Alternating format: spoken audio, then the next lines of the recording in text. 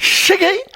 Quais declarações o MEI, microempreendedor individual, deve apresentar neste ano de 2022? Olha, o MEI, microempreendedor individual, no campo do direito é pessoa física. Por isso, quando você faz a inscrição do MEI lá no portal do empreendedor, você tem que informar o nome próprio por completo, sem abreviatura. E mais do que isso, no campo lá do direito de família, se o MEI, que é a pessoa, mais a empresa, tem patrimônio e essa pessoa se casou e depois de algum tempo se separou, olha, o patrimônio do MEI e da pessoa é apenas um patrimônio e vai entrar na partilha, certinho?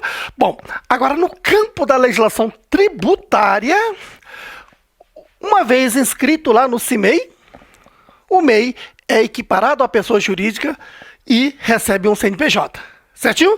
E lembrando que MEI é uma empresa e o seu dono é o titular que tem o seu CPF.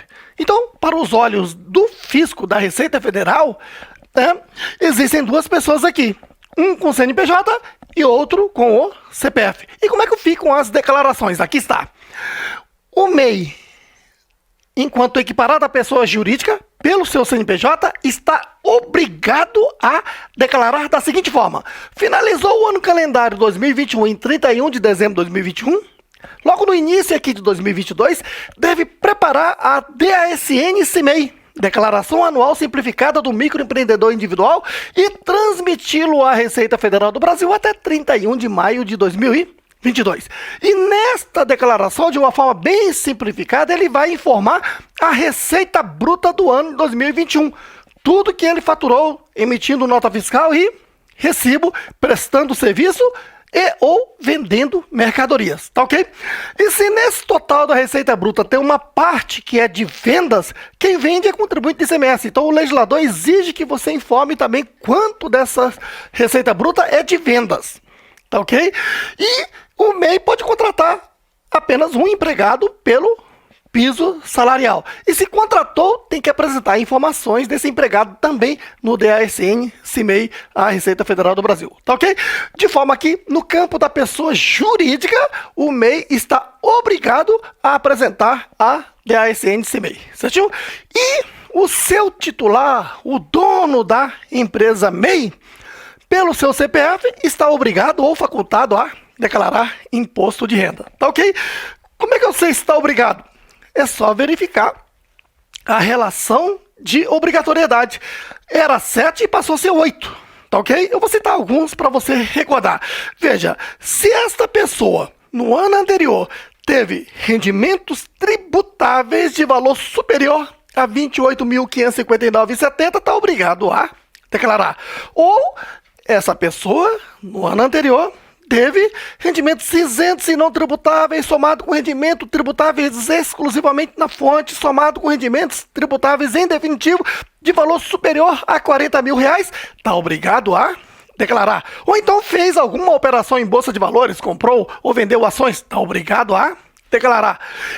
Ou então, em 31 de dezembro de 2021, tinha de bens e direitos, patrimônio de valor superior a R$ 300 mil, está obrigado a declarar. Ou, em 2021, teve ganho de capital tributável. Ganho de capital é lucro na venda de bens e direitos. Certinho? Você quer saber mais sobre este assunto, de quem está obrigado? Veja aí no meu canal o título: Quem está obrigado a declarar imposto de renda? E aí você vai encontrar a relação de 8 itens, tá ok? Bom, então ele está obrigado ou facultado a declarar, certo? Olha, que sempre as pessoas que tiveram atividade, eu sempre recomendo que declarem imposto de renda. Por quê? Porque a qualquer momento ele vai precisar apresentar um comprovante de renda ou comprovante de rendimento. E não há comprovante de rendimento mais fidedigno do que a sua própria declaração de imposto de renda, certo? Agora, se vai declarar, encerrou aqui o ano calendário, 31 de dezembro de 2021, deve preparar a declaração do imposto de renda da pessoa física e transmiti-lo à Receita Federal do Brasil até 30 de abril de 2022, certo? Bom, e aí, o que acontece? Nessa declaração, ele vai informar o quê? Veja, quando se fala que o dono ou o titular do MEI está declarando, ele vai declarar o quê? A distribuição de lucro. Certinho? Por isso, a primeira coisa que tem que ser feita é esse cálculo aqui, ó. Pegar a receita bruta do ano de 2021, aplicar o percentual de lucro presumido, já eu explico esse percentual mais, é igual ao lucro presumido. Esse valor é que pode ser distribuído de forma isenta. Se distribuiu, lá na declaração do imposto de renda da pessoa física, na ficha rendimentos isentos e não tributáveis, é a primeira coisa a declarar: distribuição de lucro. Certinho? E se distribuiu acima deste valor, o excesso deve ser declarado aqui em rendimentos tributáveis recebidos de pessoa jurídica, segundo momento, distribuição de lucro. Certinho? Olha, esse percentual de lucro presumido é aquele que está lá no artigo 15 da Lei 9.249 de 95.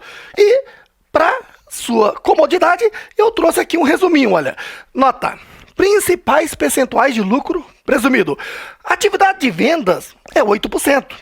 Serviços, tem vários serviços, tá ok? Os principais: transporte de cargas, 8%, transporte de passageiros, 16%, e aí tem serviços hospitalares, serviços gráficos, etc, tá ok?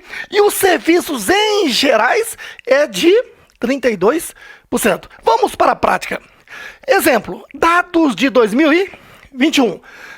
A receita bruta dessa pessoa no ano foi de R$81 mil. De propósito, eu coloquei logo o limite, porque o mês só pode faturar até R$81 mil no ano. Lembra-se? Tá bom. A atividade dessa pessoa é serviço de tatuagem, que é autorizado lá pelo anexo 11 da resolução CGSN 140 de 2018. Certinho?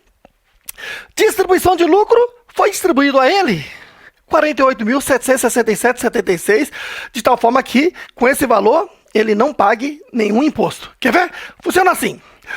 Aqui está a declaração do imposto de renda da pessoa física. Tá lembrado? Vamos aqui abrir um parênteses e recordar como é que funciona. Eu sempre explico que não há aplicação sem origem correspondente. Como assim?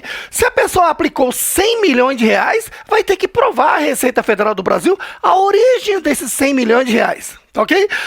Aplicações são os gastos em bens e direitos e pagamentos efetuados. As origens são os rendimentos que a pessoa teve, ou então, se pegou emprestado, a dívida. Certinho? De tal forma que o total de origens tem que ser maior ou igual às aplicações, porque se for o contrário, a pessoa vai para a malha fina. Por exemplo, se a pessoa diz que fez aplicações de 25 milhões e só tem 20 milhões de origem, esses outros 5 milhões que ele não consegue provar, a legislação tributária considera como sendo um rendimento tributável sujeito à tabela progressiva, de 7,5% a 27,5%. Certinho? Bom, isso posto, agora sim, vamos declarar o imposto de renda desse tatuador. A primeira coisa é fazer o cálculo. Pego a receita bruta do ano de 2021, que dá R$81 mil, certinho? Aplico o percentual de lucro presumido, nesse caso é 32%. Dá um lucro presumido de 25.920. Esse valor pode ser distribuído a ele de forma isenta. Por isso, é o primeiro item a ser declarado aqui nas origens. Olha, rendimentos isentos e não tributáveis.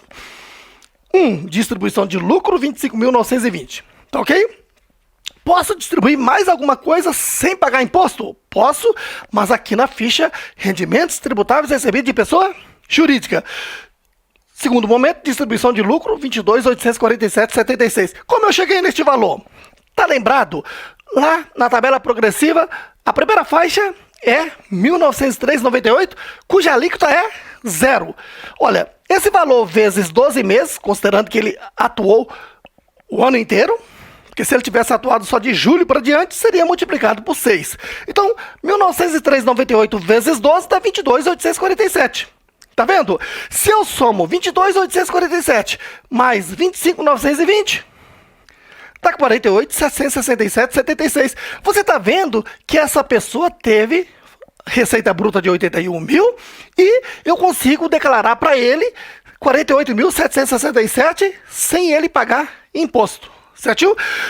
Se eu pego esse valor e divido por 12, dá uma média de R$ 4.064. Então veja que é um rendimento razoável para quem é um microempreendedor individual. Tá ok? Agora, você que é contador, sabe muito bem que na prática o mais comum é o MEI estar aí trabalhando durante o ano de 2021 e somente agora, na época da declaração, maio e abril, é que ele aparece com essas notas fiscais e recibos dizendo: olha, aqui está o meu faturamento. Quando você soma dá 81 mil, certinho? Aí você já sabe fazer os cálculos e sabe que, fazendo o cálculo, vai chegar a esse valor de 48.767 para declarar para ele sem pagar imposto, tá ok? Mas ele pode te surpreender. Ele diz, olha, só tem um porém. Eu comprei um lote, um terreninho, e gastei 70 mil reais. E aí, o que acontece? Você, na sua mente, já imagina. Aqui na declaração de bens e direitos, você vai ter que informar terreno, 70 mil reais. Certinho? Se teve 70 mil reais de aplicações, você vai ter que provar a origem de 70 mil. Aí você já sabe que em rendimentos isentos e não tributáveis só dá para declarar 25.920, que é 32% da receita bruta.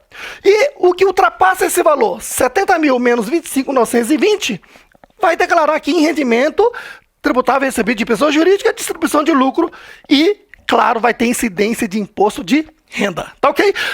Aí você diz, mas por que é rendimento tributável recebido de pessoa jurídica? É só você observar aqui, olha. MEI é uma empresa que tem um CNPJ. É equiparada à pessoa jurídica, que pode ser chamada de pessoa jurídica também, certinho? E aí você aprendeu neste curso de imposto de renda do Roberto de que existe o carnê-leão e existe o quê? A retenção. Quando uma pessoa jurídica paga a renda de uma pessoa física, isto está sujeito à retenção na fonte. Não é isso? E aí, então, em que momento que acontece essa retenção na fonte? Bom, o MEI apareceu agora aqui em março ou abril, mas você tem que considerar que você está declarando o ano calendário 2021. É lá que ele teve faturamento, é lá que ele comprou o carro. Então, aqui em 31 de dezembro, considera-se a retenção. E o vencimento do DARF já é dia 31 de janeiro. Se vai recolher agora em março ou abril, já tem a incidência de juros e multas. Beleza aí?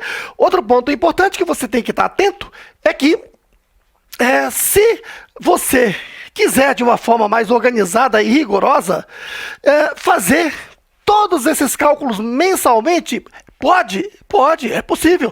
Então, por exemplo, encerrou o mês de janeiro. Basta pegar o faturamento do mês de janeiro, a receita bruta de janeiro, aplicar a margem de lucro presumido de 32%. Pronto, você encontrou o lucro presumido distribuível isenta em janeiro. Digamos que deu 3 mil reais, certinho?